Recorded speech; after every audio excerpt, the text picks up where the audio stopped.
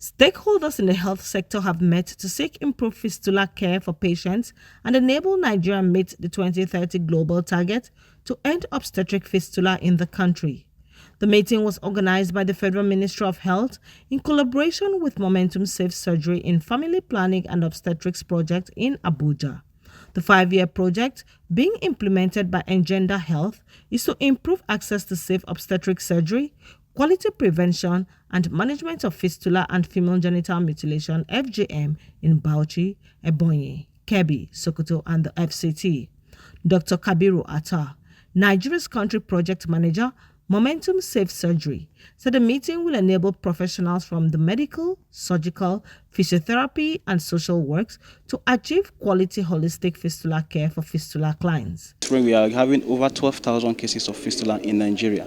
There's a national strategic plan to end fistula. If you look at the global plan, it's talking about ending fistula by 2030. We are far behind in the country. So there's a need for this kind of meeting so that we begin to review what we've done, bring together the right professionals and begin to see how are we raising resources, not just financial resources, but technical resources to ensure that we're working to actually hit that target of ending fistula by 2030. He added that fistula care required a holistic approach, not only in medical or physical aspect, but also the physiotherapy, social welfare, empowerment and reintegration back to the community to restore dignity in the lives of the survivors. On the preventive side, we need to look at the healthcare system. How can we begin to empower the healthcare system to provide timely care to women when they enter prolonged obstructed labor? And so we need to begin to look inwards to say, do we begin to tax shift some of those skills to nurses? So for instance, physiotherapy, can nurses handle that? Some of the surgeries, can we begin to empower our medical officers to, with those skills quickly, to be able to address those issues? Because unless we're able to do that, then we'll continue to see women who do not have access to timely care and will continue to have fistulas in the country. Mrs. Tinuola Taylor, Director and Head of Reproductive Health, FMOH, described obstetric fistula as a big problem in Nigeria. If you have like 12,000 occurring every year, that's new cases, and you're repairing only 5, you know how many years it will take to get rid of the problem. So it's a big chunk. And that is why we need to work so much, apart from the surgery and the repairs, we have to focus on prevention so that we don't keep adding new cases.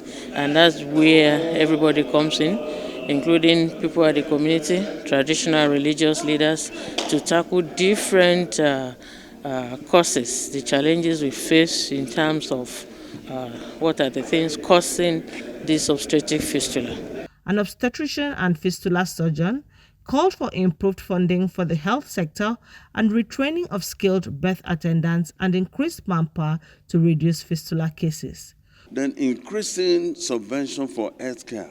We all, including the media, need to disseminate information about current situation of fistula in the country. Many don't believe it's curable or that you can do anything about it, but more particularly, improving primary prevention, which means you reduce the number of pregnancies that are unwanted, because when they are unwanted, they will not be cared for. Dr. Halima Mukadas, Medical Director, National Obstetric Fistula Center, NOFIC, Ningi, Bauchi State, said the center does between 50 to 100 new cases of fistula surgery monthly. Sometimes 50 to 100 repairs are being conducted just in a month.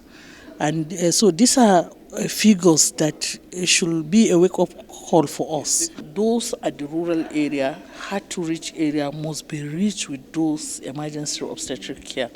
We have midwives that are in different rural facilities. They are supposed to be retrained and trained so that they will be able to detect complication early enough in labor and make prompt referral. And then, of course, the referral mechanism should be in place so that there is vehicle to be able to transport those women to a secondary health facility.